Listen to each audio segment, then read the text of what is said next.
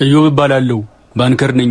እማማ ኢትዮጵያ ውስጥ እንደ ምግብ ቤት በየቀኑ ከሚከፈቱ ባንኮች አንዱ ውስጥ ነው የምሰራው። ጠዋት ከእንቅልፌ እነሳና ሰላም ያሳደርከኝ ጌታ ሰላም ማውለኝ፣ ከነገረኛ ደንበኛ ሰውረኝ። አሜን አሜን አሜን። ነፍሳትን አብዛልኝ። አሜን። የጸሎት ካደረስኩ በኋላ ፊቴን ታጥቤ ከሰውና ምሳቃዬን ቋጥሬ አንገቴን በከረባት አንቄ ራስ እንዳትገል የማጠፋውን ጥቁር የእጅ ቦርሳ ይዤ ባስ እንዳያመልጠኝ የተጣደፍኩ ከቤት ወጣለሁ። አዩብ አንቺ እኮ ትመችኛለሽ። የምር ትችላለህ ነው የምልህ። በቃ በጣም ትችላለህ። ሲመሽ ደግሞ የአንገቴን ከረባት እያላለው ከቢሮ ወጣና ራቴን የ50 ብር እርጥብ ከመንገድ ዳር ገዝቼ እየበላው የኮሪደር ልማቱ ላይ በተተከሉ በርካታ ወንበሮች በየመሃሉ የተቀመጥኩና የተነሳው ወደ ቤት ያዘግማለሁ። 2 ዓመት በእንደዚህ አይነት ሁኔታ ሳለፉ እኔ እኮ በጣም የሚገርመኝ አንተ የምትሰራችሁ ቪዲዮዎች ማለት ነው አሁን ዩቲዩብ ላይ ከሚሰሩት ፊልሞች 100 እጥፍ ይሻላሉ። 100 እጥፍ ማለት ነው። አብረን ከተመረቅን ቱጃር ጓደኛዬ ጋር እያወራን ነው። እዮብ ግን የሰው ብር ከመቁጠር ወጥተህ መች ነው የራስን ብር መቁጠር መጀመሩ? ብሩ ይኑረኝ እንጂ እኔ ለመቁጠር እምቢ ብዬ ነው እኮ። ብሩ እንዲኖር እኮ ጨክነ ከቅጥር ስራ መውጣትና ትንሽም ብትሆን የራስን ቢዝነስ መጀመር አለብህ። ያኔ ከዩኒቨርሲቲ እንደወጣን ጀምር ያልኩን ስራ አብረህ ከኔ ጋር ጀምረህ ቢሆን ኖሮ ይሄኔ አንተም እንደኔ ሚሊዮነር ነበርክ አለኝ። ይቅርታ የኔ ወንድም፣ እኔ ህገ ወጥ ስራ ውስጥ መነካካት አልፈልግም። ተወኝ። ሳቃለና አንተ ጥሩ ትጫወታለህ እባክህ። አብዛኛው ከተማ ውስጥ ያለው ሀብታም እኮ ህጋዊ ህገ ወጥ ነው። በትክክለኛ መንገድ ሰርቶ ያለፈለት 5% እንኳን አይሞላም።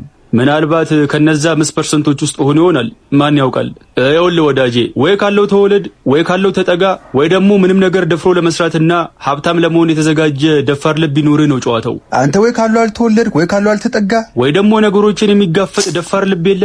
ዝም ብሎ አዞርክበት እኮ ልጁ ላይ በእናትህ ተመችቷል መሰለኝ። እኔ ግን የምር አሁን ምርር እያለኝ ነው። ሰዎች የተሰበሰቡበት ቦታ በሰላም እያለፍኩ ልክ እኔን ሲያዩ ቡክ ፈውት የምል እየመሰላቸው አጥፍቶ ጠፊ ሽብርተኛ ያዩ መስል ከአካባቢ ይበተናሉ። ወድጄ ነው እንዴ ነስቆ ቡክ ማስከፍተው የእንጀራ ነገር ሆኖብኝ እንጂ። በዚህ መሬት ከቀጠልክ አንድ ቀን በስራ ቦታ በምታረገው ከረባት ራስን አንቀ መግደል አይቀርም። ከዛ በፊት ሐሳብን ቀይረ ከኔ ጋር መስራት ከፈለክ ደውልልኝ። አረ ደውልለት፣ ካንተ ጋር ቢሰራ ነው የሚሻለው። ደውልለት እንዴ፣ ደውልለት። ትቀልዳለህ እንዴ? አየዳሃ መከራ። ወይኔ ባንክ አብረን ከሚሰራ ባልደረቤ ጋር የሆነ እሑድ ቀን አብረን ቁጭ ብለናል። ሰማያችሁ ባለፈው መገናኛ ጋር ቡክ ያስከፈትኳትን ቆንጅዬ ልጅ ዛሬ ላገኛት እኮ ነው። በቀን ውስጥ እኮ በጣም ብዙ ቆንጅዬ ሴቶችን ቡክስ እናስከፍት ነው የምንውለው። የትኛዋ ናት? ያቺ ናታ። እንደውም ስትስቅ በጣም ታምራለች አልኩ። እንደውም ስትስቅ ጥርሷ ነጭ ከመሆኑ የተነሳ ሀጫ በረዶ ይመስላል ያልከኝ አስታወስኳት። ኧረ እኔ እንደዛ አላልኩም። አታጋን ነው ወይስ ድሮ የምትሰራው ቲያትር አገርሽቶብህ ገጸ ባህሪው ገብተህ ነው? ይልቅ እሱን ተወውናውን እንዴት እሺ እንዳለች ንገረኝ። ለነገሩ አንተ ብር ነው እንጂ የሌለ ምላስማ እኮ አለ። በዚህም በዛም በለ አሳመንካት አይደል?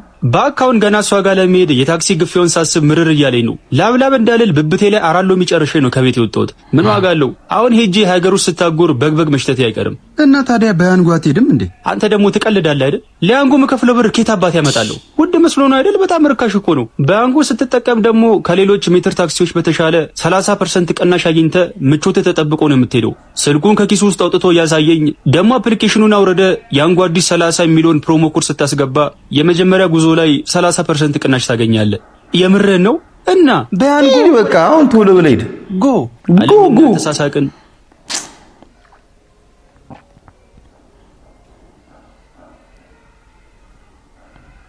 ከልጅቱ ጋር ተገናኝተናል። እንዴት ግን የዛን ቀን እንደሌላ ሰው ሳታለፊኝ ቡክ ቶሎ ከፈትሽልኝ? በዚህ አይነት ልብሽንም ለመክፈት ብዙ አታለፊኝም። ያው ከሁኔታ ስረዳ እንደማትለቀኝ ስለገባኝ ነው ከምጨቃጨቀው የከፈትኩልህ። እስካሁን የከፈትኩት ቡክ ቢቆጠር ከ20 ይበልጣል። ግን ከአንድ ወይ ከሁለቱ ውጪ ሌሎቹ የት እንዳሉ ራሱ አላውቅም። አብዛኛውን ቡክ የከፈትኩት ባንኮሮቹ መገናኛ ጋር እግር ላይ ተጠምጥመው አላሳልፍ እንደሚሉት ህጻናት እግር ላይ መጠምጠም ሲቀራቸው ሸም ይዞኝ ነው። እኔ እንኳን ቀላል ብዙዎቹ እኮ ከገንዘባቸው በላይ እኮ ቡኩ እየበለጠ እኮ ነው ያላቸው። ቡክ እየበለጠ ነው። በለማንኛውም ያገኘው ቦክስ ታስከፍተኝ የሰጠውከን 200 ብር እንድትመልስ ደነገጡ። ስትኝ የቀለድኩ መስላለሁ ብላ ተነሳችና የሸሚዜን ኮሌታ ጨምድዳ ያዘች። ኧረ እኔ መቤት ሰጥሻለሁ ተረጋጊ አልኳትና ከኪሴ 200 ብር ተቀበለችው። ብላ ከእጄ ላይ መንጭቃ ወሰደችውና ቦርሷን ይዛ በተቀመጥኩበት ጥላኝ ሄደች። ከኔ ባሰ ችጋራ በመገረም ያፌን ያሱ። ካንተ በላይ ደሃለ ካንተ በላይ ራሱ። ወይኔ ዩባ መቼ ነው ግን ያልፈልቀው አንተ? መቼ ነው ግን ያልፈልቀው? ይሄን ስቃይ እኮ እንዴ ሁሌ ቡና መጠጣበት ምግብ ቤት ውስጥ ቁጭ ብያለሁ።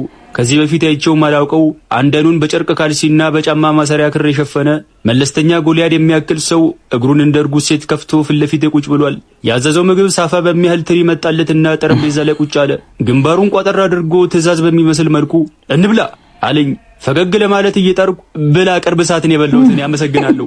እጁን ጨብጦ እንደ ፍርድ ቤት መዶሻ አንድ ጊዜ ጠረጴዛውን ግም አረገውና እኔ ሰሜን የምኖር ግለሰብ ነኝ። ለብቻዬ አንድ ትሪ እንጀራ አይደለም አንድ ፍሬ ምስር እንኳን አይዋጥልኝም። በፍርሃት እየተንቀጠቀጥኩ ማን ነው ስምህ? ጮክ ብሎ አብርሃም አለኝ። አብርሃም ወልዴ ነው መቀለዱ ነው ብሎ ከተቀመጠበት ተነሳ። ከዚህ በላይ መከራከር ለነፍስ አራሳለትና ብላ በእናት ነፍሴን ባልባሌ ነገር ለሞት ከማቀብ ብዬ እጄን ታጠቤ መጣውና ማዱ ላይ ግን እንዳያስከፍል ብቻ ከበላ በኋላ እንዳያስከፍል ትሪው ላይ ከመረው።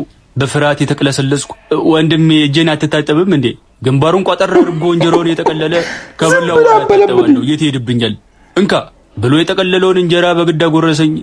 ወደ ላይ የተናነቀኝ እንደምንም ዋጥኩት። ላይ በላይ ያጎረሰኝ ምግቡ እንደምንም አለቀ።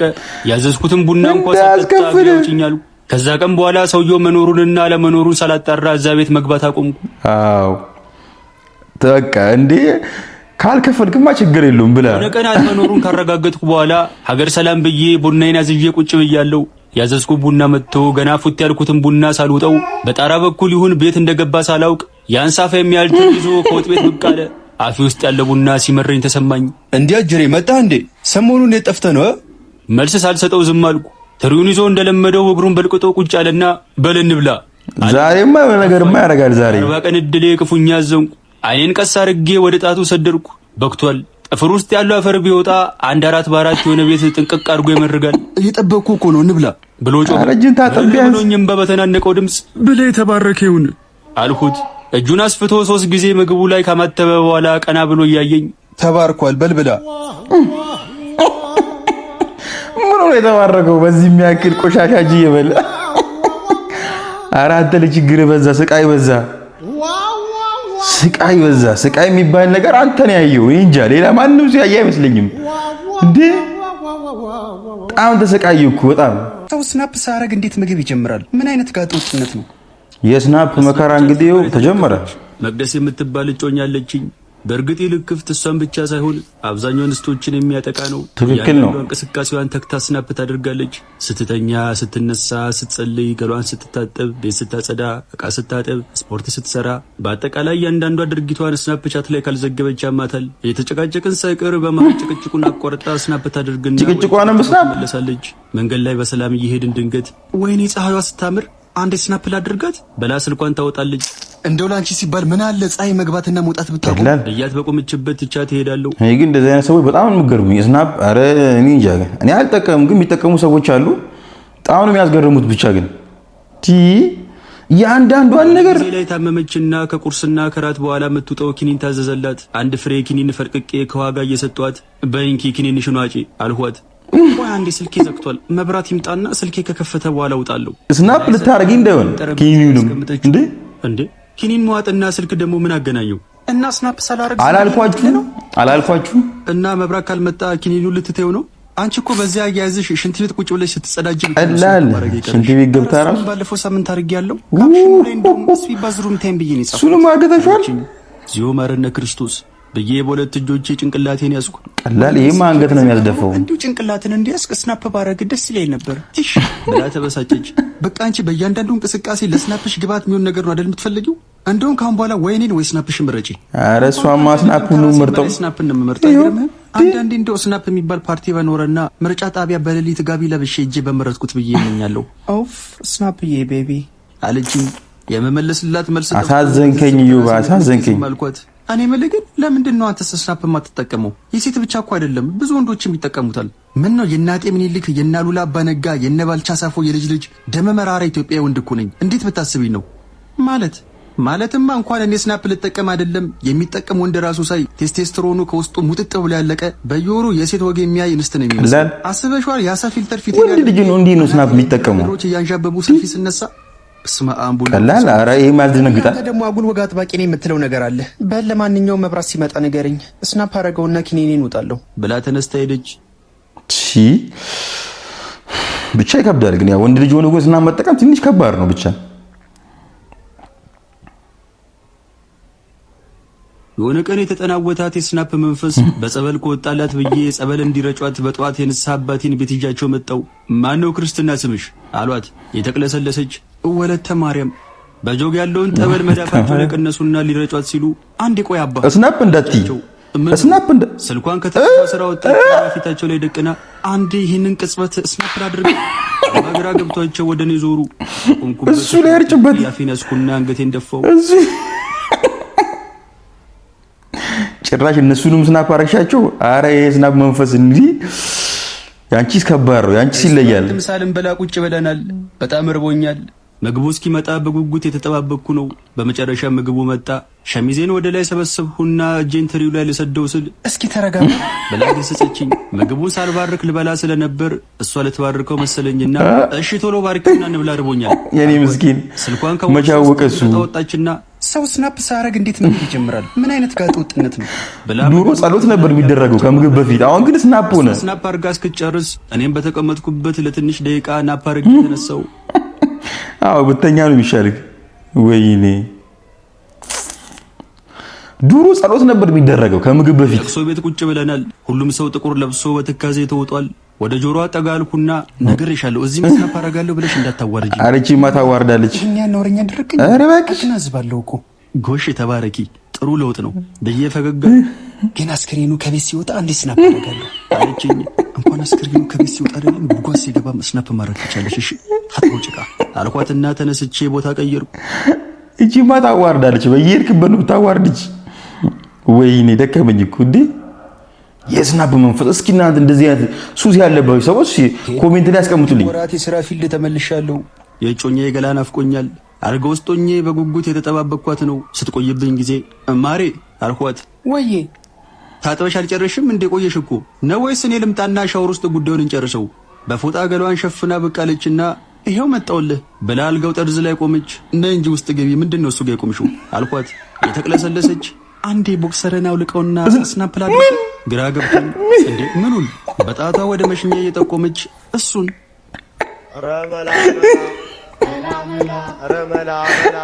ቀላል በላ እንዴ አረ አንቺ ይለያል። የአንቺ ሱስ ይለያል እንዴ! ምን አይነት ሱስ ነው ያለብሽ አንቺ? ጭራሽ እንትኑስ ነው። ይቅርታ ማዘር እንተዋወቃለን።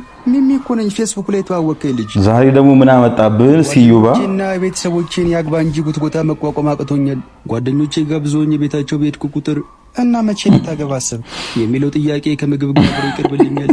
እኔ ምለው ግን ይህ ጥያቄ ምግቡን ማወራረድበት ዋኑ እንዴ? ሁልጊዜ ከምግብ ጋር አብራችሁ የምታቀርቡልኝ ነው ወይስ እኔ ሳልሰማ ያላገባኝ ሰቀል የሚለው አዋጅ ወጣ? እንደ አቃቢ ጋዋጅ አንቀጽ ምናምን ማለቱን ተውና አሁን መቼ ነው የምታገባው? ቀስ ብዬ ተረጋግቼ ጥሪት ይዤ ያገባለሁ። ምንም የሚያስቸኩለኝ ነገር የለም። አብረውን የተማሩ ጓደኞቻችን እኮ እንዳለ አግብተው አንተ ብቻ ነው የቀረው። ታውቃለህ አይደል? ደግሞ ይሄ ሀብት ጥሪት ምናምን እያልክ ሰበብ አደርድር። ጥረት ካለ ጥሪት ይመጣል። እኔና ቅድስት ስንጋባ አባቴ ሰርጋችን ቀን ከሰጠን ቪላ ቤትና የሷ አባት ጎጆ ቪላ ቤት 5 ሚሊዮን ብር ውጪ እንደውሽ ነበር። የድህነት በረከታችሁ ይደረ ሌላ የምታወራው ነገር የለም። ኤርሚ ተናገረው ጭራሽ ቪላ ቤት ይሰጣ። ፍቅር ካለ ሰው ሰርቶ መለወጥ እንደሚችል እኛ ጥሩ ማሳያዎች ነን። ስለዚህ ሰበብ ማብዛትን ተውና አግባ። በቃ እግዚአብሔር ማን ልታስበሉ ነው? ባለፈው ከደረቅ ኪሴ ብር ሳውጣ ስታዩኝ ያረጀ መስላችሁ እንዴ? ገና አንድ ፍሬ ልጅ እኮ ነኝ። ልደግበት እስቲ። 2 ፍሬ አንድ ፍሬ ነው ማለት አይከብድም ነው ወይስ አንዱን በሰርጀሪ ያስወጣው? ካላገባማ ሁለቱንም ቢያስወጣውስ ምን ያደርግለታል? ተባባሉና ተሳሳቱ። እኔም 2 ፍሬ አንድ ፍሬ ነው ማለት አይከብድም። እዩባ ግን አንተ እኮ የምትሰራቸው ቪዲዮዎች በቃ ፊልም ነው። እኔ ተመስጬ ነው የምሰማቸው። ዩኒቨርሲቲ ተማሪ እያለን ነበር። ሁለቱም የባለጸጋ ልጆች ናቸው። ተጣብቆ እንደተወለደ ልጅ ሁሉም ቦታ አብረን የምንታይ ቤስት ፍሬንዶች ነበርን። ቀስ በቀስ የኤርሚያስና የቅድስት ግንኙነት ከቤስት ፍሬንድነት አልፎ የደረጃ እድገት አሳየ። አጠገቤ ቁጭ ብለው እማ አባ መባባል ጀመሩ። አረ ምንድነው አንተማ የምትላት? አሁን እሷ ብትወልድ አንተን ታደርሳለች? አንቺስ ምንድነው ስትረገጂ የዘር ፈሳሽ ያላወጣ ሰው አባ የምትይው? የቃላት አጠቃቀማችሁን ብታስተካክሉ ደስ ይለኛል። ገና 1 ዓመት ሳይሞላችሁ ምንድነው አባ መባባል? አንተም እንደ እናት የምትንከባከብ እማ እያልክ መጠራት ሚስት ይስጥ። ተነሽ እንሂድ አላትና እጅ ለእጅ ተያይዘው በእማና በአባ የተጀመረ ፍቅራቸው በመጨረሻም እንደ አበባ ባማረ ትዳር ተደመደመ። ያርግላችሁ። አባ ደከምከኝ እኮ እንዴ! ከነፍስ አባቴ ጋር ጥላ ስር ቁጭ ብለናል። ይኸውልህ ኃይለ ገብርኤል መጽሐፍ ሲናገር ጋብቻ ቅዱስ ነው፣ መኝታውም ንጹህ ነው ይላል።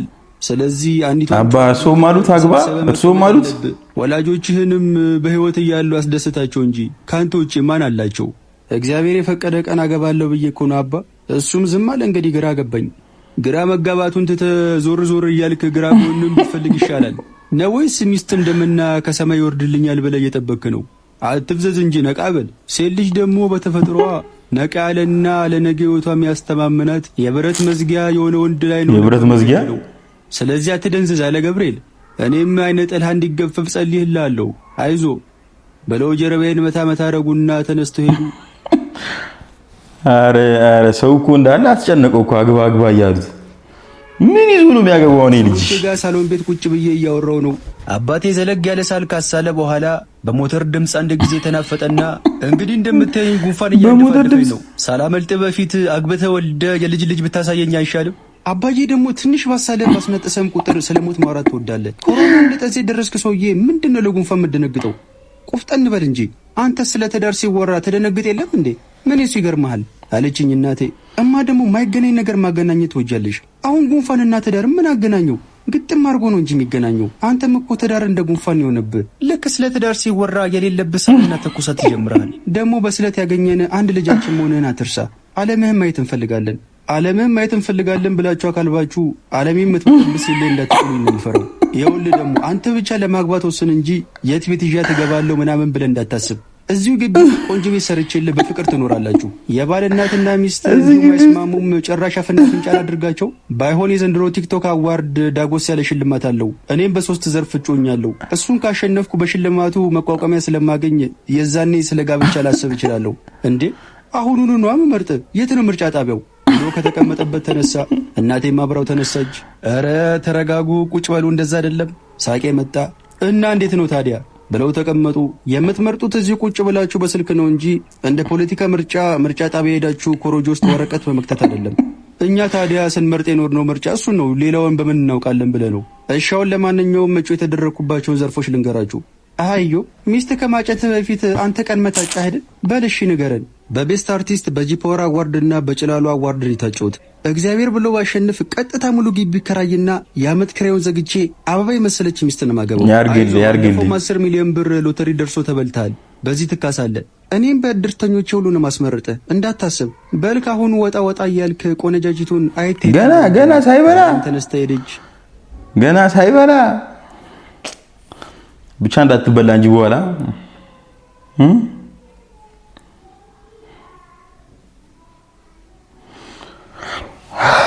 አዩባ ፌስቡክ ላይ የተዋወቅኳትን ልጅ የጠበቅኩ ነው። ሴት ቀጥሬ ሳገኝ የመጀመሪያ በመሆኑ የደስታና የድንጋጤ ስሜት ውስጥ ነኝ። ድንገት የሆነች ሴትዮ ወደ ውስጥ ገባችና የኔ ቆንጆ ቆየሁብህ ይቅርታ ብላ ጉንጬን ስማኝ ቁጭ አለች። ሴትዮዋን ሳያት የ60ዎቹ ዕድሜ አጋማሽ ላይ ያለች ባልቴት ናት። ግራ ገብቶኝ ማንን የቀጠርከው? እንተዋወቃለን። ሚሚ እኮ ነኝ። ፌስቡክ ላይ ተዋወቅኩ። አላመንኩም። እንዴ ፌስቡክ ላይ ሳይሽ ወጣት ሴት ነበርሽ እንዴ? ከመቼው አረጀሽ? በመሃል እኮ ወደ ኤሮፕ ወጣ ብዬ ነበር። ያው እነሱ ደግሞ እንደምታውቀው 8 ዓመት ከኛ ወደፊት ይቀድማሉ። በዛ ምክንያት ነው ትንሽ ያረጀውብህ አለችኝ። ሚሚ ትመጣለች ብዬ ፌስቡክ ላይ ጀንጅኖች ይመጣች። ቆይ አንዴ ደርሼ ልምጣ። ኧረ እንዳትለቂው እንዳያመልጥሽ። አዩ አመለጠ እንዴ? ስናፕ እያደረጉ ነው እርሶም። አረ ስቃይና እኮ ችግር ሰቆቃ እኮ በዛ። ጊዜ ደግሞ እንደ ሰንደቅ ዓላማ መስቂያ ዘንግ የረዘመሽ ልጅ ተዋወቁ። ረጅም ከመሆኑ የተነሳ ስለማንደማመጥ ጎን ለጎን እየሄድን ራሱ በስልክ ነው የምናወራው። በዚህ የተነሳ ፍቅራችን ብዙ ሳይዘልቅ ተለያየን። አብዛኞቹ ረጃጅም ሴቶች ለምን ፍቅረኛ መያዝ እንደሚቸገሩ በዚያው ተረዳው። ለዚህ ነው ማለት ፍቅረኛ ማትይዙት። እግዚአብሔር የባረካት ልጅ አለች እናስተዋውቅ ብለውኝ ከኤርሚያስና ከቅድስት ጋር ቁጭ ብያለሁ። ልጅቷ አትመጣም። እንደዚሁ ተጎልተን 1 ሰዓት አለፈን እኮ። እንደ ስመ ትዕግስት ይኑር እስቲ። ያዕቆብ እኮ ራሄልን 14 ዓመት ሙሉ ነው የጠበቃት። አንተ 1 ሰዓት ቁጭ ብለህ ምን ታጎረመርማለህ? ልጅቷን ግን የት ነው የምታውቋት? የቅድስት ጓደኛ እኮ ናት። እንዴ ጓደኛሽ ሆና እንዴት እስከዛሬ አላየኋትም? ክፍለ ሀገር ነበር የምትኖረው። ዝም ብዬ ሳስበው ኮከባችሁ የሚገጥም ስለመሰለኝ ላስተዋውቃችሁ ብዬ እኮ ነው። ጨዋ ሰው ካገኘች ለማግባት ዝግጁ ናት። በዛ ላይ ደግሞ እንዴት ውብ እንደሆነች! የምትሰራው ምግብ ደግሞ አይነገር። ኩክ ማድረግ ጥርሷን የነቀለችበት ሙያ ነው። ሙያ ያላት ሴት አገባ ማለት ደግሞ ገነት እንደገባህ ቁጠረው። ጓደኛዬ ስለሆነች እያጋነንሽ ነው እንጂ እኔ ለበዓል የተበለተ ዶሮ ከሱፐርማርኬት ገዝተህ ምትሰራ ሴት ትሆናለች እኮ። እያወራን እያለ ድንገት ልጅቷ መጣች። ሁለቱም ተራ በተራ ሰላም ካላት በኋላ እዮብ ይባላል ተዋወቂው አለቻት። ፈገግ ብዬ እዮብ በየእጄን ዘረጋውላት። ቃል ኪዳን ምንድነው ታውቃለች እንዴ? ያፈረች እኮ እሷን ለመናገር ተጫወቱ አለች። አረ ጥላችሁት አትሂዱ እንጂ ልጁ ያፍራል እንዴ? መናገርም አይችልም። ጉድ ነው እንግዲህ። እስቲ ምን እንደምትላት እንሰማለን። ለፊት ተፋጠን ቁጭ ብለናል። ወሬ ለመጀመር ያህል ኩክ ማድረግ ጥርስሽን የነቀልሽበት ሙያ ነው ተብሏል። አረ እንደዚህ አይጀነጀንም ተው አንተ ልጅ ብላ ፈገግ ስትል ጥርሶ የለም ወልቋል። እንዴ የምር ነው እንዴ ጥርስሽን የነቀልሽው? ደነገጥኩ። አዎ ግን የነቀልኩት በሙያ ሳይሆን በጠብ ነው። በድብድብ መሀል አገላግላለሁ በየጊዜው። እንደዛ ከሆነ ጥሩ ነው። አንድም አዲስ አበባ የመጣሁበት ምክንያት ጥርሴን ለማስተከል ነው። ጥሩ የጥርስ ሐኪም ታውቃለህ እንዴ አለችኝ። እንዴ በሚገባ በእናትህ አሁኑኑ ውሰደኝ። እሺ አልኳትና ዶክተር ሰላሚና ጋር እስማኤል የጥርስ ሕክምና ወሰድኳት። ያለ በረኛ ለብቻው የቆመ የጎል መረብ የመሰለ ጥርሷ ተተክሎ እንደ ሀሊማ የተፍለቀለቀች ወጣች። ይመች ይመች። ከቃል ኪዳን ጋር አብረን ጊዜ ማሳለፍ ጀመርን። እንደ ቀልድ ለአንድ ወር ያህል አብረን ቆየን። የእውነትም ኮኮራችን የእናንተማ ገጥሟል። እየወደድኳት መጣው። የእናንተማ ሳይገጥም አይቀርም። ለመጀመሪያ ጊዜ ትዳር ስለሚባለው ነገር ማሰብ ጀመሩ። በጥርሷ ምክንያት ትዳር አሰበ ከሷ ጋር እንዴ? ትዳር አሰበ። የሆነ ቀን አብረን እየሄድን ተንበረከኩና የገዛሁትን ቀለበት ከኪሴ አውጥቼ የኔ ቆንጆ ታገቢኛለሽ አልኳት። እንዴ ይሄ ትናንት የገዛው ሱሪ አይደል እንዴ? ይቆሽሽባል ተነስ ብላ አፋፍሳ ካነሳችን በኋላ ከዛሬ ነገ እነግርሃለሁ እያልኩ ፈርቼ ነበር ዝም ያልኩት። ከፍቅረኛዬ ጋር ታርቀናል። ከሳምንት በኋላ ወደሱ እመለሳለሁ። የማይሆን ተስፋ ስለሰጠው በጣም ይቅርታ። በላም በቆምኩበት ትታኝ ሄደች። እኔም ትዳር የሚባለውን ሀሳብ ለአንድና ይቅርብ በቃ ሴት የሚባል ነገር ትቅርብ፣ እራቅ እንዴ። ወይኔ ያለሁበት ቦታ ድረስ መጥተው እየጨቀጨቁኝ ነው። ግድ የለም አንድ የመጨረሻ እድል ብቻ ሞክር። እሺ እንዳትላቸው ተቀብሎ ትዳሩ ያልተሰመረ እናንተ ናችሁ። ለዚህ እንትን ያላችሁት ልጁን ራሱ ልክ ነው። ቅድስት አንቺ ዝም በይ። ባለፈውም ባንቺ ተነሳ ነው እንደዚህ አይነት ነገር ውስጥ ገብቼ ነበረው። ቆይ ሰው ሳያገባ ብቻውን መኖር አይችልም። በቃ ተውኝ እንዴ። አንድ ይሄንን ብቻ ሞክርና እንተዋለን። በኔ ሆነብህ። ሰውየው አለ የተባለ የትዳር አማካሪ ነው፣ እመነኝ። ከጉትጎታቸው የተነሳ ለኔ አስበው ሳይሆን እነሱ የተለበለቡበት ያሉት ያነገሩኝ ሰዓት ውስጥ እኔን ገብቼ እንድለበለብ የፈለጉ መሰለኝ። እሺ ማን ነው ስሙ? ዶክተር ሄኖክ ይባላል። እሺ ዶክተር ሄኖክ። እሺ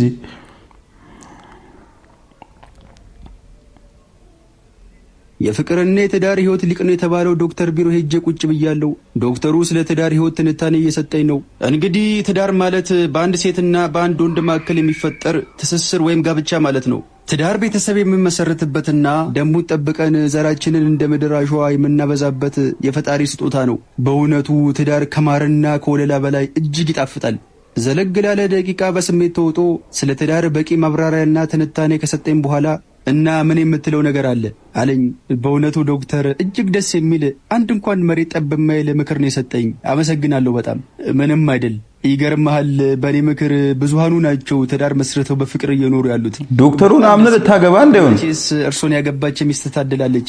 እርሶስ ታዲያ እንዴት ነው የትዳር ሁኔታው? ወንበሩ ላይ ወደ ኋላ ለጠጣለና እኔ እንኳን ባለመስማማት ከ2 ዓመት በፊት ነው ከባለቤቴ ጋር የተፋታሁት አለኝ። ከዋልኩ ሰይጣን ፊት ለፊቴ ቁጭ ብሎ መንግስተ ሰማያት ቀርባለችና ንስሐ ግቡ ብሎ የመከረኝ መሰለኝ። ምንም ቃል ለራሳ ታገባ ነው ሰውን አግባ ብለህ መክረው። አይ ዶክተር አይ ዶክተር አይ ዶክተር ዳርማ ጥሩ ያውም ተወዳጅ አማካሪዎቹ አበላሹት እንጂ የሚል ስንኝ አንጎሌ ላይ ተመላለሰ። እንዴ አንተም እንደ ህፃናት ስዕል ማዞር ጀመርክ? የችጋርና የደህንነት ብራና ማሳደር ሆንኩ ሰነባበቱ። ደህና ለብሼ ላየኝ ሰው ኪሴ በረብጣ የተሞላ እንጂ ያጣ የነጣ ነው ብሎ የሚገምት የለም። ቁርስና ምሳዬን አጠጋግቼ 5 ሰዓት ላይ በላና ራቴን ደግሞ በህልሜ ሻኛና ዳዊቱን ስቆርጥ አድራለሁ። ወይኔ ሰውነቴ መቼ ነው ግን ከችግር የምትወጣው? ቆይ አንተ ልጅ የሆነ ቀን ከጓደኛዬ ጋር ቁጭ ብለን እዮባ ግን የሉሲ አጽም ከሙዚየም ቢሰረቅ ራሱ ምንም አሳስብም እኮ እሷን ተከታ አንተ መግባት ትችላለህ ወይ መልሰ ትምህርት ቤት ገብተህ የአዳነች አበቤን የመገባ ፕሮግራም ለምን አትቋደስም ብሎ ቀለደብኝ። አረዛ ሳይሆን መቄዶንያ እንዲቢገባ ነው ይሻላል። ሰፈርሱ አገኘኝና አህዮ የሰው ጊዜ እንዳበደ ውሻ ምላሱን አውጥቶ እንዳለከለከ ነው ወይ ለምን ልብስ ሰፊ ጋር ወስዳ አታስደፍነውም ብሎኝ እየሳቀ አለፈ።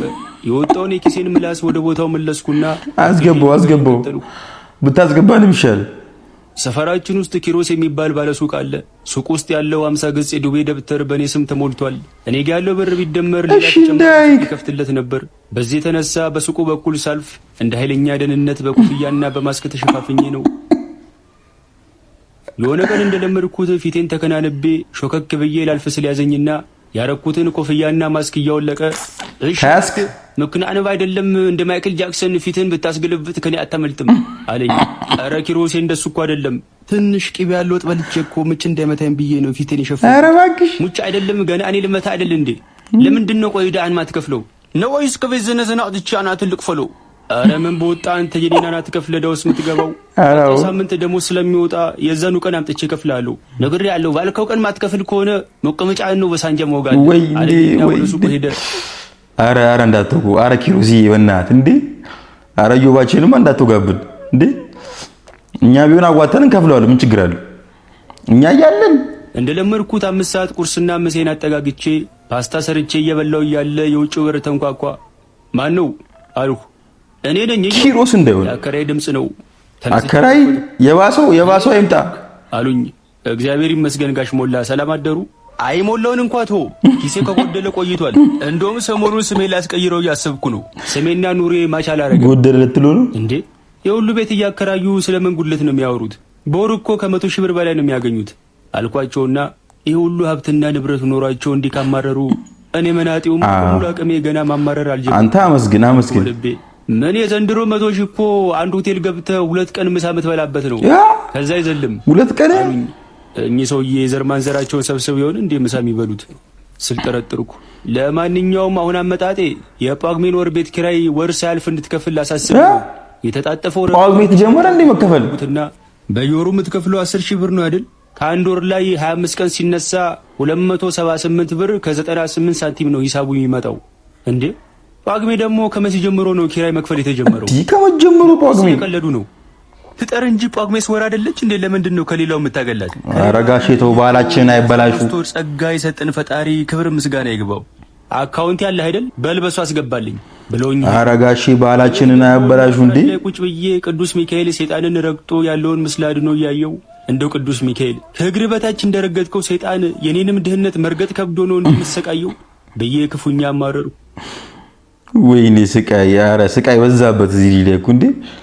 የሆነ ቀን ከፍቅረኛዬ ጋር ካፌ ቁጭ ብለን እስካሁን አብሬ ሳክ ቆየው። እዚህ ጋር ቢበቃን አይሻልም?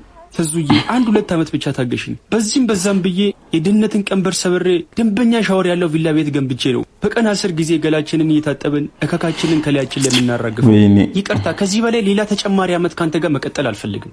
ዝም ብዬ ሳይ ከድህነት ጋር አንተ ትብስ የተባባላችሁ ተዋዳችሁና ተከባብራችሁ የምትኖሩ ነው የሚመስለኝ። እኔ በአዲሱ ዓመት እቅዴ እንደ ንግስት ተከብሬና ተንደላቅቄ መኖር ነው። እና ጥለሽ ልትሄጂ ነው? ወይኔ ጥላው ሄደች። በተቀመጥኩበት ጥላኝ ሄደች። ያሳዝናል። ወይኔ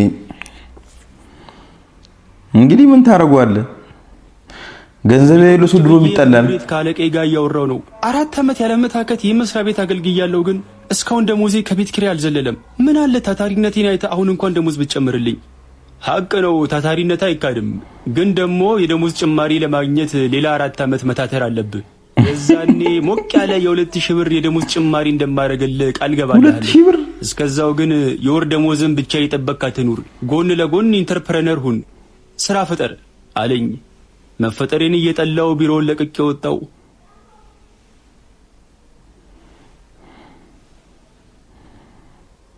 ስቃይ በዛ። ወይኔ ዩባ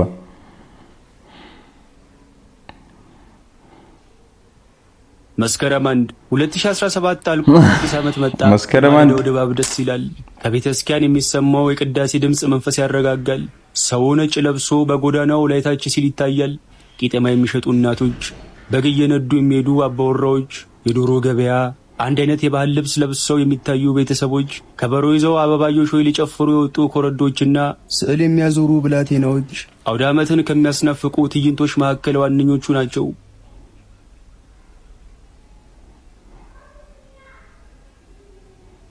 2018 ቢገባም የ2017 ችጋር አልለቀቀኝም። የአዲስ ዓመት ቀን የቤቴ በር ላይ ሆኜ ራዲዮ ከፍቼ እየሰማው በምድጃ ሽሮ እያተከተኩ ነው። ድንገት በራዲዮ ውስጥ በበዓል ቀን ሽሮ የሚለው ሙዚቃ ተለቀቀ።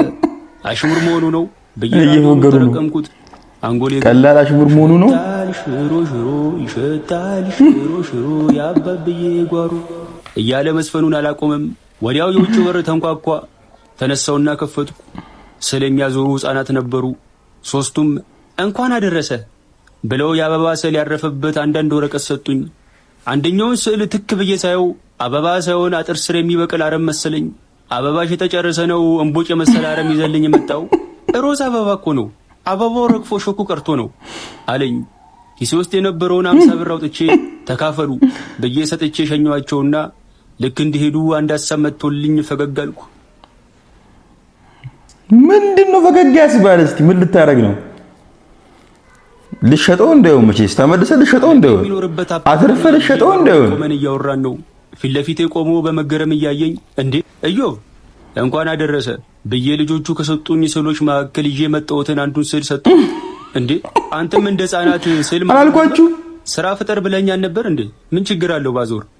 እሱስ ልክ ነህ ትችላለህ። ሶስት እጁን ሰደደና 1000 ብር ቆጥሮ ሰጠኝ። ቅድም ብሎት ነበር እንደዛ። ለኔ ነው ይመች አልኩት። አዎ ላንተ ነው ብሎ ፈገግ አለ በደስታ። አይደለም አንተ እኔ ራሱ አላመንኩም በየው ትንሽ እንዳልኩ እዮብ ብሎ ጠራኝ። ብር ሊጨምርልኝ ነው እንዴ ብዬ በደስታ ነው። አቤት አልኩት። አሁን የሰጠው ብር ከቀጣዩ ወር ደሞዝ የሚቆረጥ ነው። እሺ መልካም በዓል ብሎኝ ወደ ውስጥ ገባ።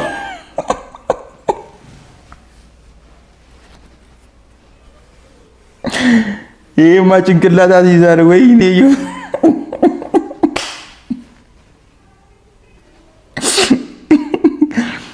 ወይ እኔን አራጓተን እንስተው በእናታችሁ። ዱቄት ደግሞ ይበላል እንጂ ፊት ይቀባል እንዴ? ከከተማ ሴቶች ጋር መግባባት አቅቶኛል። አብዛኞቹ በሜካፕ ከመመሳሰላቸው የተነሳ ከአንድ እናት የተወለዱ መንታ እማማቾች ነው የሚመስሉ። ሁሉም እንጂ ሁሉም አንድ አይነት ሆኗል እያለ የሚያመነታ ቆርቆሮ ቤት ውስጥ ከቤተሰቦቿ ጋር የምትኖር ልጅ ተዋወቅኩ። ልጅቷን ላይ ተሞላቃ ያደገች ባለጸጋ ልጅ እንጂ ቆርቆሮ ቤት ውስጥ የምትኖር የድሃ ልጅ ናት ብሎ የሚጠረጥር የለም። ለመጀመሪያ ጊዜ ከቆርቆሮ ቤት ውስጥ ስትወጣ አየኋት ቀን እርዳታ ልታደርግ የመጣች መስሎኝ። እንዳንቺ አይነት ለድሃ ሚራሩ የተባረኩ ወጣት ባለሀብቶችን እግዚአብሔር ያብዛል። አንተ አላወቅም ጉዷን። ፈገግ ብላ ደግሞ ትስቃለች እንዴ ስትል ወዲያው የሆነ ልጅ ከቆርቆሮ ቤት ውስጥ ብቅ አለና ጮኒ ማየ እንዳለችሽ እንደ ትናንት አምሽተሽ እንዳመጨዋ ይዘሽ ወጣሽው ብር ደግሞ አዋረዳት ጭበስ ስለሆነ ቶሎ መልሽ ብላሻለች። ወንድሙ አዋረዳት። ወደ ውስጥ ገባ። ሀፍረቷን ለመሸፈን እየሞከረች ሁሌ እየመጣው ስለመጠየቃቸው እንደ ልጃቸው ስለሚያዩኝ ኧረ እባክሽ ብላኝ የተደነባበረች ሄደች።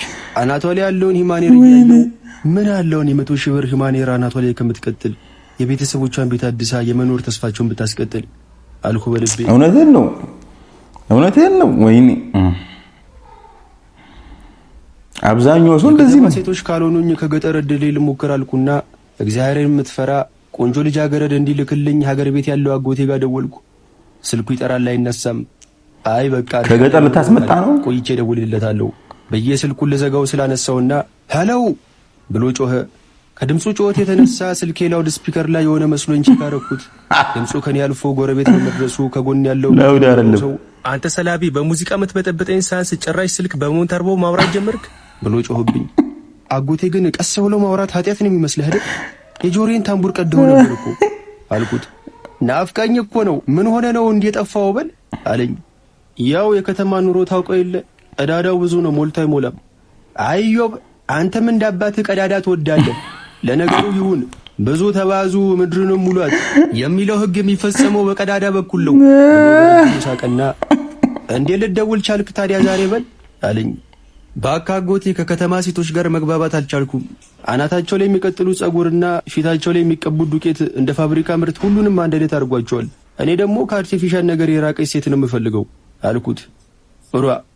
ዱቄት ደግሞ ይበላል እንጂ ፊት ይቀባል እንዴ? አጎቴ ደነገጠ። አዎ አጎቴ ከተማ እንደዛ ነው። ይኸው የተፈጥሮ መልክ ያላትን ሳስስ ግራ ጎኔን የምትሞላልኝን ሴት ሳላገኝ እድሜ እየሄደ ነው አልኩት። ወይ ምናልባት ያንተ ግራ ጎን በተፈጥሮ ሙሉ ይሆናል እስኪ ቁጠረው ብሎ ይሳቀ። ይልቅ አጎቴ አሁን በከተማ ሴት ተስፋ ቆርጫለሁ። ፈሪሃ እግዚአብሔር ያላት ቆንጆ ልጃገረድ ከሀገር ቤት ፈልግልኝ፣ ተሰብስቤ መቀመጥ ነው የምፈልገው አልኩት። እኔ አጎት እያለሁ ምንም እንዳታስብ ክብረ ንጽህና ይላኩለት ልጅ ነው ምድር በል በቃ አመቻችተህ ሰሞኑን ብቅ በልና እዚህ ትንሽ ከርመ ከልጅቱ ጋር ትላመዳለህ። ከዛ እንደ ደንቡ ለቤተሰብ ጥሎች ሰጥተህ ትጠቀልላታለህ አለኝ። ይሄ ነው አጎት፣ በቃ እንደዚህ ነው አጎት ማለት። አመሰግናለሁ። በየስልኩን ልዘጋው ስል ቆይ ልጅዮ፣ እንደው ሰሞኑን መብራቱ እንደ መሸታ ቤት መብራት ቦግልም እያለ አስቸገረን እኮ። ልጆቹ ለጥናት ብለው ኩራዝ እያበሩ አይናቸው በጭሱ ሞጭሙጮ አለቀ። እንደው ምችል ከሆነ ከከተማ ሶላር ብጤ ይዘህልኝ ብትመጣ እንደው የማብራት ችግርን እስኮዲያኛው የሚቀርፍ ነገር ነው ይዤ ልመጣው አልኩት። በለኔም የትዳር ችግርን እስኮዲያኛው የምትገፈውን ቀን እንደ ፀሐይ ስጥ ይሰጣሃል ነው በቃ እንጂ በነፃ የሚባል ነገር የለም። ወንጀቱን አዘጋጅቼ እጠብቅሃለሁ። በነፃ የሚባል ነገር የለም። ስቀን ስልኩ ተዘጋ።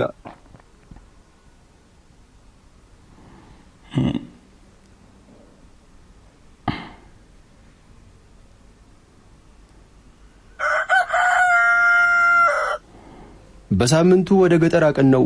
ከአጎቴ ጋር ቁጭ ብለን ጠላ እየጠጣን አይሳተ ነው እንደ ቀልድ 7 ዓመት ሆነ እኮ ወደዚህ ከመጣ። ጊዜው እኮ እንዳሞራ ክንፍ አውጥቶ ነው የሚበረው። አዎ አጎቴ እንደ ቀልድ ረጅም ዓመት ሆነኝ በጣም አልኩት። ወደ ቦርሳው እየጠቆመ ደግሞ ምንድነው ተሸከም የመጣው በል።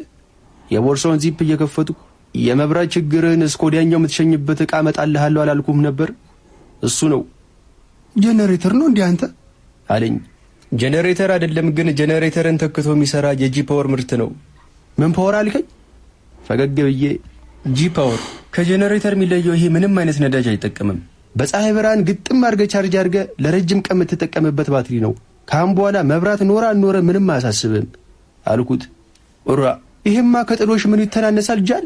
እንደዚህ አይነት አንድ አምጥተህ ለልጅቱ ቤተሰቦች ብትሰጥ ያለ ምንም ጭቅጭቅ ነው ልጃቸው የሚሰጡን ብሎ ሳቀና ጠላውን ጎንጨት አለ።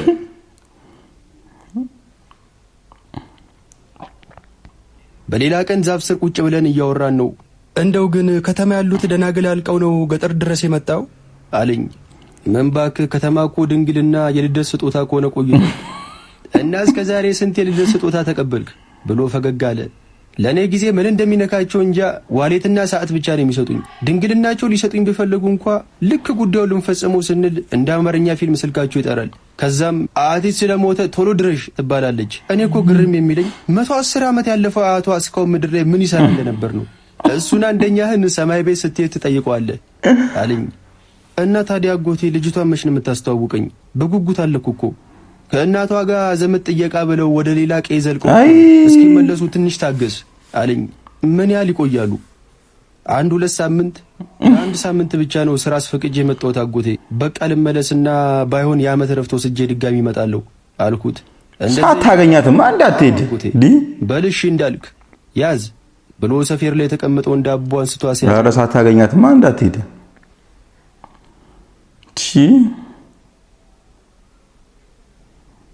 አዲስ አበባ በገባው በሁለተኛው ቀን አጎቴ ደወለ። አነሳሁትና ሄሎ አጎቴ፣ ድምፁን ከፍ አድርጎ የምስራች አለኝ። ምስር ብላ ምን ተገኘ እባክህ? ወይንሸት ከዘመድ ጥየቃ ተመልሳለች። ማናት ወይንሸት? አገባኝ። ውይ ስሟን አልነገርኩም ለካ የልጅቱ ስም እኮ ወይንሸት ነው። እንዴ እንዴት እንዲህ በፍጥነት ተመለሰች? 2 ሳምንት ትቆያለች ብለኛል ነበር እንዴ? አሁን እንደዛ መስሎኝ ነበር፣ ግን የሆነ ጉዳይ ገጠማቸውና ፈጥኖ ተመለሱ። አሁን ልል የፈለግኩት አንተ ወደዚህ መምጣት ሳይጠበቅብ ልጅቷ ራሱ ወደ አዲስ አበባ ልትመጣ ነው። የምርህን ነው? እንዴት? ቆይ ወደዚህ መጥተህ እንደነበርና ስለ አጠቃላይ ሁኔታው ለእናትየው አጫውቻት የአንተ ዘመድ ከሆነማ ምንም ችግር የለም እተማመንበታለሁ። አሁን ክረምት ስለሆነ አዲስ አበባ ሄዳ በዛው ሀገር ትይ ብለዋል አለኝ። ደስ አለኝ።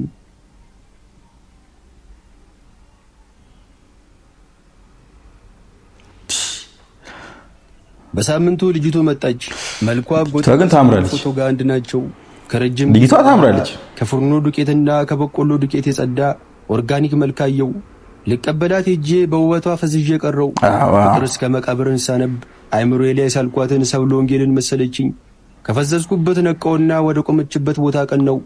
ሰላም ከተባባልም በኋላ በእጇ የያዘችውን ፌስታል ተቀበልኳትና በቃ ቤት የሚያደርሰንን ፈረስ ልጥራና እንሄዳለን እሺ አልኳት። ወይ እዚህም በፈረስ ነው እንደምትጓጓዙት? እሱን እዛ ገጠር ጠግቤዋለሁ፣ ይልቅ መኪና ጥራ አለችኝ። ፈገግ ብዬ እሺ አልኳት። እቺ ትሻላለች ከሌሎቹ እቺ ነው የምትሻለው። ቁጭ ብለናል። ውስጤ ምን እየጠበቅክ ነው አንተ ነፈዝ?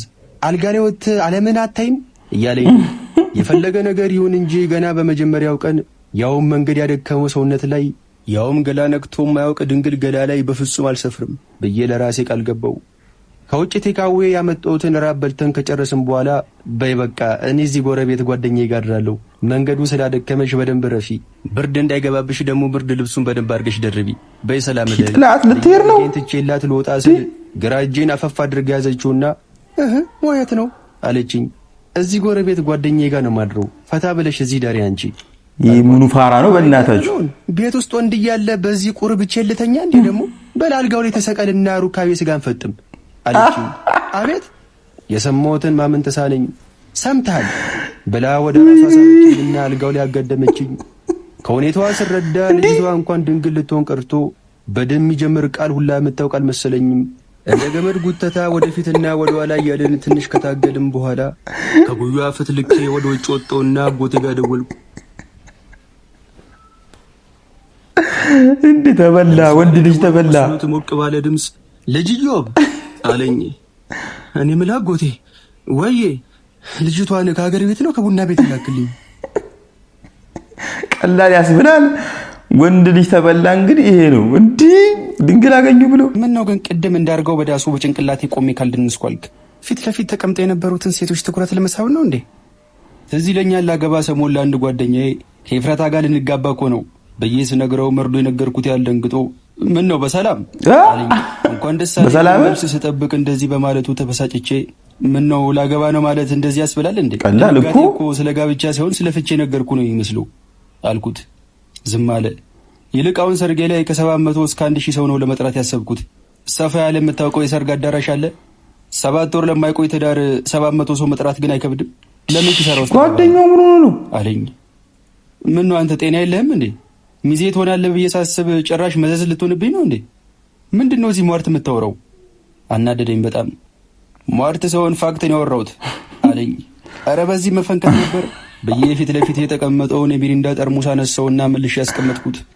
ስማ ኤፍራታ ማለት እኮ እንዶ የለም እንጂ ዓለም አቀፍ የቅናት ውድድር ቢኖር ኖሮ ለሀገሯ የወርቅ ሜዳሊያ የምታስገኝ ሴት ናት አለኝ። ምን ነው ይህን ያህል አንድ ሰፈር አደጋችሁ እንጂ አንድ ቤት እኮ አልኖራችሁም። በጣም አውቃታለሁ አልኩት። ለማንኛውም ያወራሁት ነገር ከትንሽ ጊዜ በኋላ በደንብ ይገባሃል። ምን አይነት ሰው ብትሆን ነው? ቆይ ተቀመጠበት እጁ ሄድኩ። ገና ሳያገባት ጭራሽ ሊያፋታችሁ ነው? የሰርጋችን ቀን ማታ ፕሮግራሙ ተጠናቆ አቅፊያት መኝታ ክፍላችን ገባንና አልጋ ላይ አስተኝቻት ከረባቴን ካንገቴ ላይ ያላላው ነው። ቀን ሙሉ የጨፈርኩ ስላልኩ በጣም ደክሞኛል።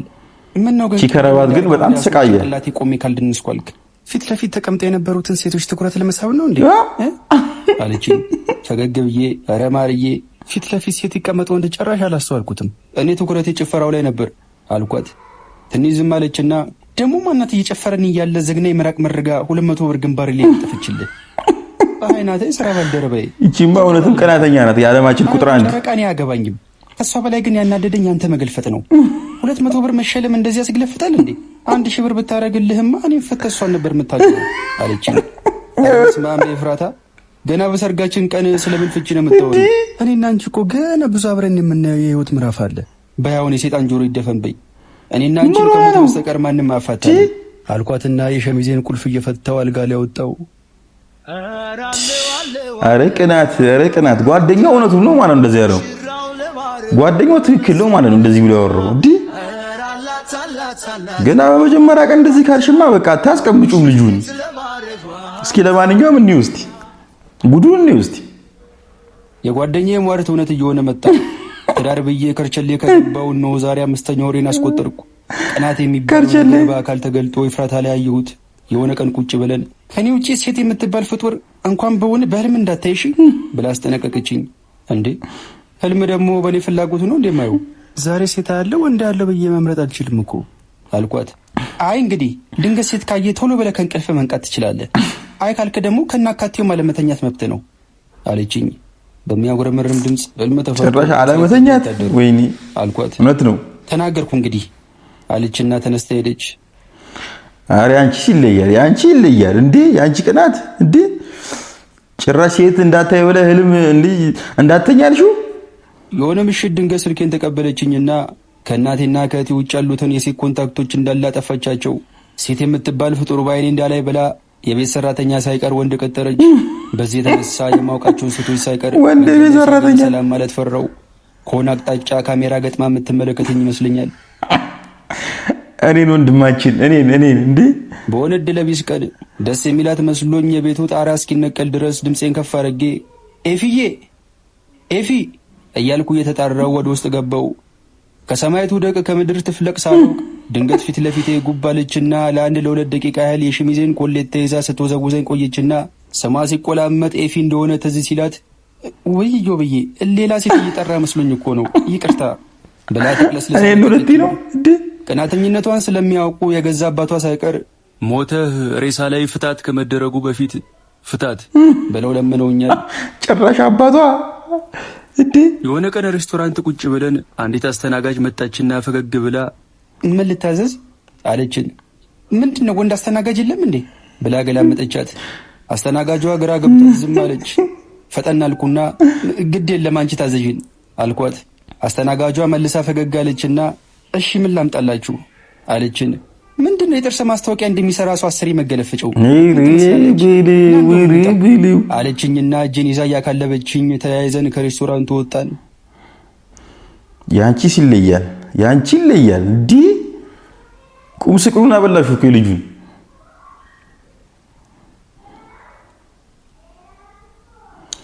አረ ተሰቃየ እኮ ወንድማችን እንዴ ችግርና ስቃይ ብቻ ቁጭ አድርጌ እየመከርኳት ነው። ኤፍዬ ቀናት እኮ የሰይጣን ነው። ለምንድን ነው የምትቀኘው? ስትቀኝ ደግሞ ከማንም በላይ ራስሽን እኮ ነው የምትጎጂው አልኳት። ስለምወድክ ነው እሺ መቀናው ቢገባክ አለችኝና ድንገት ደግሞ ምንድነው እዚህ ጋር የማየው ጥቁር ነገር ብላ ተኮሳተረች። ማን ሳመች ነው አልኳትና ደግሞ በዚህም ልትቀና ይሆን እንዴ አልኩ። በልኩ ጭራሽ በሷም ልቀና እንደሆነ ነው እንዴ እኔ እኮ ሌላ ነገር መስሎ ተረጋጊ እንዴ አለችኝ። ኤፊ ግን ፍቅር በቀናት ይገለጣል እንዴ? ቀናት እኮ ሳይበዛ ደስ ይላል፣ ግን ደግሞ ከመጠን ሲያልፍ ሰይጣናዊ ነው የሚሆነው አልኳት። እንግዲህ እኔን አትጭቅጭቀኝ፣ ማጥቀኗን ፈልጋ አግባ ብላኝ እንደለመደችው ተነስታ ሄደች። በዚህ ሁኔታ ሌላ ብታገባ ነው የሚሻለው እንዴ? ሳስብ ካሁኑ ደከመኝ። ሌላ ብታገባ ነው የሚሻለው። ማይቆይ ትዳር 700 ሰው መጥራት ግን ጓደኛ ትክክል ነው፣ ጓደኛ ትክክል ነው። አዎ እንዴ ወይኔ የዛን ጊዜ እምቢ ብትልስ ቢቀርብስ? የዛን ጊዜ አልሰማ በላይ ጓደኛ ምክር እንግዲህ ይኸው ጦሱስ ገባ፣ እስር ቤት ገባ። እንግዲህ ዛሬ መጨረሻ እድል ሰጣት ነው። አበባና ወይን ይዤ ወደ ቤት እየሄድኩ ነው። ቤት ደርሼ ኤፍዬ እንዴት አመሸሽ? አሁንም እንዳታንቅ መልሳ። ኤፍራታ አንድ እግሯን በአንድ እግሯ ላይ ጭና እያወዛወዘች ሶፋ ላይ ቁጭ ብላለች። ፈገግ ብዬ ወደ ተቀመጠችበት ሶፋ ተጠጋው። ወይኑን ጠረጴዛ ላይ አስቀምጬ አንድ እጄን ዘርግቼ ከተቀመጠችበት ብድግ አረኳትና አበባውን ሰጥቻት ግንባሯን ከሳምኳት በኋላ የኔ ፍቅር ምድር ላይ ካንቺ በላይ የምወዳት ሴት የለችም እሺ አልኳት። እኔም ካንተ በላይ የምወደው ወንድ የለም ትለኛ። ዛሬ ደስ ብሏታል። ዛሬ መቻት ጭራሽ ያላሰብኩትን መልስ ሰጠችኝ። የቀኝ አይኗን ቅንድብ ወደ ላይ ሰቅላ እየገላመጠችኝ አሃ ከኔ በታች ግን የምትወዳት ሴት አለች ማለት ነው ብላ ፈጠጠችብኝ። የምለው ጠፋኝ። ምንም መልስ ሳልሰጣት ፈገግ እንዳልኩ ወይኑን ከጠረጴዛው ላይ አንስታናተው ላይ ከተስኩት ለመታት ወደ ወለሉ ተንደርድራ ከግሬሳ ተደፋች። ዝቅ ብያ ላየዋትም የአንገቴን ከረባት እያላለሁ ወደ በሩ አመራው። ወደ እስር ቤት ሄደዋል። ሳሎኑን በር እጅን ስጥድና የብዙ ዓመት ፍርዱን ጨርሶ ከእስር ወጣ እስረኛ ነፃነት ተሰማኝ። ዳግም አልተመለስኩም። እጅን ስጥድና እጅን ስጥ እንዴ እዛ ብታሰር የሚሻለው እንዴ እዚህ ከምትታሰር። ኧረ ቅናት ያንቺስ ይለያል ያንቺ